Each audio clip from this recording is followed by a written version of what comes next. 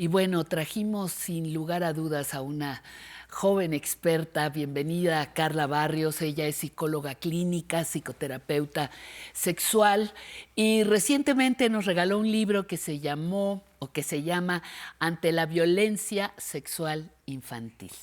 Maravilloso libro, le sugerimos por supuesto su lectura, pero era un tema indispensable, mi queridísima Carla, poder hablar de este tema que, pensando un poco en todas las poblaciones, pero en la población vieja, que es la que a nosotros nos interesa, 80, 90 años, el tema era mutis, vedado. No se podía hablar, de eso no se hablaba, de eso no se acusaba a nadie. Hoy estamos muchísimo mejor, pero ¿qué experiencia tienes en esto? Sé que la violencia sexual es uno de tus temas. Ay, gracias por la invitación, Pati. Y bueno, yo creo que es muy importante pensar cómo hay cruces que nos hacen que haya temas que nos simbran, pero que vivimos en silencio y con un sistema de impunidad. Voy a hacer un paralelismo. La violencia sexual es un tema tabú porque la violencia y la sexualidad son temas tabú, ¿no? Cada una por su lado y juntas se potencian. Se potencia.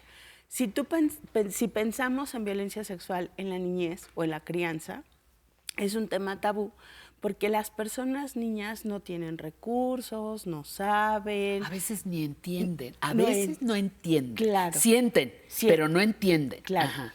Pero vamos a llevarlo también a la violencia sexual en la vejez, que también es un tema que está súper vedado, ¿no? Súper tapado. Tapado, ajá, porque además hay una idea de que la violencia sexual tiene que ver con atractivo, con ciertas características de quién puede tener sexualidad, entre comillas también. Claro, claro. Y entonces esto lo vuelve muy complejo porque si yo he tenido experiencias de violencia sexual a lo largo de mi vida, muchas veces también cuando estoy atravesando la vejez, tampoco tiene un nombre.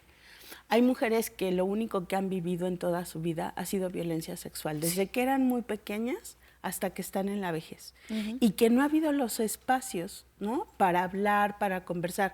Hay incluso en el acompañamiento terapéutico familias enteras donde de pronto cuando se habla de la violencia sexual de una persona en crianza, se destapa toda una cloaca donde a lo mejor el abuelo violentó sexualmente durante toda la vida, primero a sus hijas y después a sus nietas. Esto es importante porque además el imaginario que tenemos de la violencia sexual es que es por personas desconocidas, alejadas. En una calle oscura, en una noche loca, ¿no? Y ya. Y no. Pero está a la puerta del hogar. Claro, porque en realidad la violencia sexual generalmente es en los entornos más cercanos. Había una mujer que me contaba que con su esposo, una mujer de 80 años, y decía, con mi esposo es estar a dieta de ajo y agua, a joderse y aguantarse todo el tiempo. Y decía, yo viví todo el tiempo en manos de mi papá y en manos de mi hermano, después pasé a manos de mi esposo, y lo único que hace es tomarme como gallina, me penetra y eso es todo. Y claro, tiene que ver con este ejercicio de las violencias sexuales, ¿no?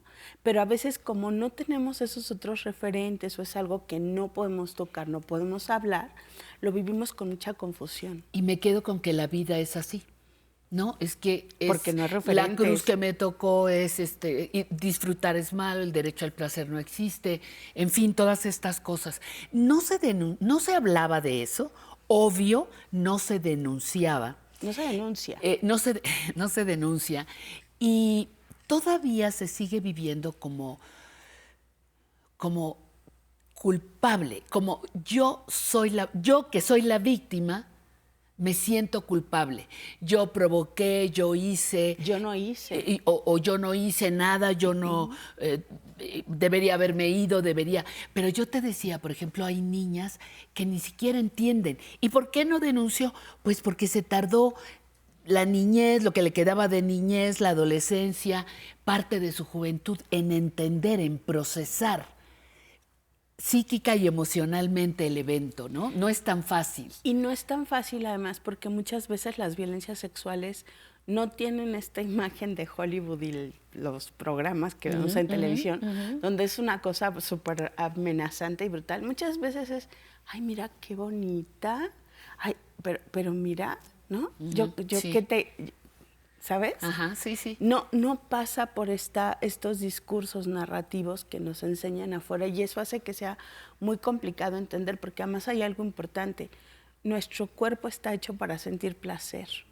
Por supuesto. Y entonces lo primero que mi cuerpo va a recibir es la sensación de placer y entonces, ¿cómo? Porque además hay una idea de que si yo vivo violencia sexual, lo tengo que vivir con un montón de malestar, no tengo que responder. Y yo siempre pongo esta analogía que es, imagínate que no tienes hambre y que te dan el platillo que más te gusta, ¿no? Te encanta el pozole y que tú no te lo quieres comer porque estás satisfecha, pero que llegan y te lo ponen en la boca. Aunque no tengas hambre, aunque no quieras, muy probable. Cucharadita. El cuerpo, aunque no lo quiera, el cuerpo va a responder a esa experiencia sensorial. Es lo mismo que pasa en la violencia sexual muchas veces. El problema es que cuando sentimos placer por un tocamiento no deseado, no querido, lo vivimos con culpa porque, claro, entonces a lo mejor lo provoqué. Y eso tiene que ver con muchos mitos y prejuicios de las violencias. Bueno, y tiene que ver también con una persona agresora que te hace uno sentir culpable Claro. en una etapa, bueno, que te dice que no, que así es, que los papás con las hijas que se quieren, el abuelito es porque te quiere mucho y todas esas pamplinas cuando eres muy pequeña. Pero también la otra cosa es cuando te amenazan. Nadie te va a creer, nadie te va a ayudar. Voy a decir que tú me provocaste, vas a romper a la familia. Me voy a infartar. Mato a tu mamá, mato a tu papá, ¿no? Sí. Si tú no quieres, me voy con tu hermana la chiquita.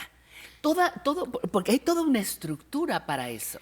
Claro, y eso es muy importante porque entonces no es una cosa aislada. Cuando pensamos en violencia sexual, tendríamos que pensar que es el punto más álgido de muchas otras violencias que ocurren. No importa la edad o el momento donde yo lo vaya viviendo, ¿no? O sea, da lo mismo si tengo 4 años que si tengo 80. Esto lo que está hablando es que detrás hay un montón de violencias y pensemos ahorita este caso tan sonado, esta experiencia tan difícil que hemos estado leyendo o viendo en los noticiarios. La de la francesa. Giselle Pelicot, ¿no? Esta mujer en edad adulta, en vejez, que fue sometida por parte de su marido con sustancias químicas y que fue violada de manera reiterada. Incluso parece que hay experiencias de violencia sexual también contra su hija y también con su nuera. Ajá, hay toda una hay estructura. Toda una estructura, Ajá, porque además estos hombres pues eran hombres que están en nuestra vida cotidiana y eso también es muy importante. O sea, la violencia no es el Chapo, ¿no? O sea, a veces pensamos que la violencia es el Chapo. No, la violencia es un ejercicio de poder que tenemos todas las personas y la tenemos porque vivimos en culturas violentas. Necesitamos también para sobrevivir a veces integrar estos procesos de violencia, porque imagínense que vivo en una de las zonas más difíciles del país y que entonces voy tranquilamente sin estar al pendiente. No, o sea, si me van a asaltar voy a brincar, si me están persiguiendo, me están siguiendo, tengo que estar al pendiente, pero no solo es esta violencia directa que vemos en el día a día, ¿no? O sea, pensemos qué pasa cuando nuestra situación económica está tan precarizada que tengo que estar todo el tiempo sobreviviendo. Sí, claro. Y entonces son tantas cosas las que se van juntando que, claro, si yo estoy en modo subsistencia, ¿cómo voy a empezar a hablar de la violencia sexual? Y yo te decía esto de la no denuncia. No llego. No llego. Es que no hay manera, porque además en México se calcula que más o menos el nivel de denuncia es entre el 1 y el 3%.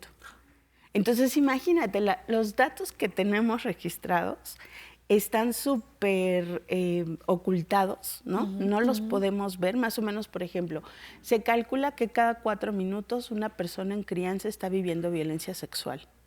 Y se calcula que 3 de cada 10 personas en edad o en vejez están viviendo violencia sexual. Y esos son los datos que alcanzamos a tener. Que se abren, porque lo oculto lo desconocemos. ¿Cómo puedo identificar yo como mujer adulta mayor, incluso como hombre? Porque Sí. aquí no podemos descartar a los caballeros. No, por supuesto que no. Por supuesto que ellos también lo sufren, pero si nosotras no denunciamos entre un 1 y un 3, pues ellos a lo mejor el 1, no el 1%.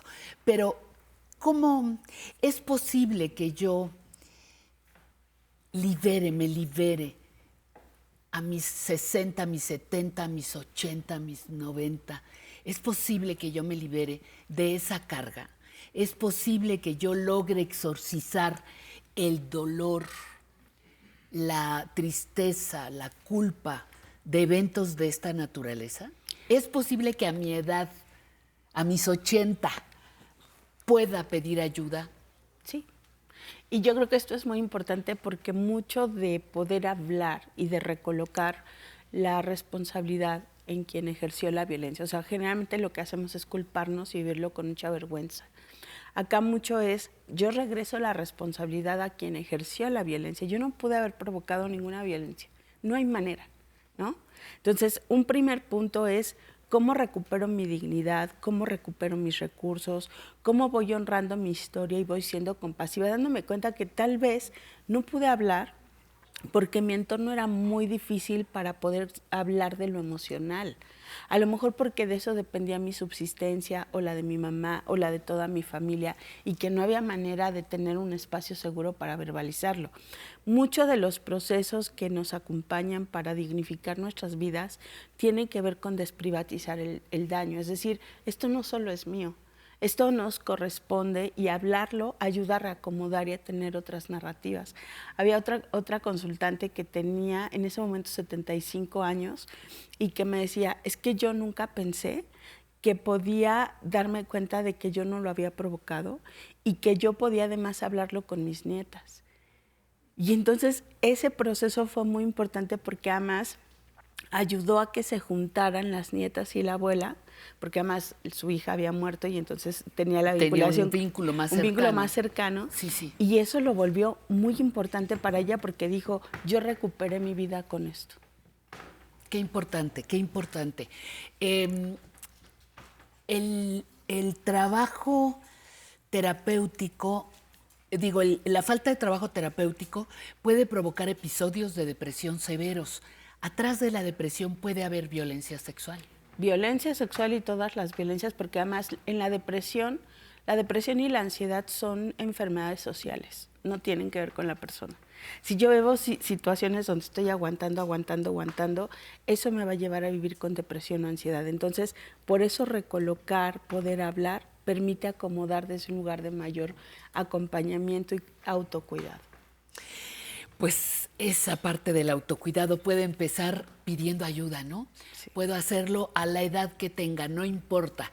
La edad que yo tenga, puedo ir a exorcizar, yo insisto, esos dolores, esas culpas, esas dudas, ese impacto producido por la violencia sexual a lo largo de nuestra vida.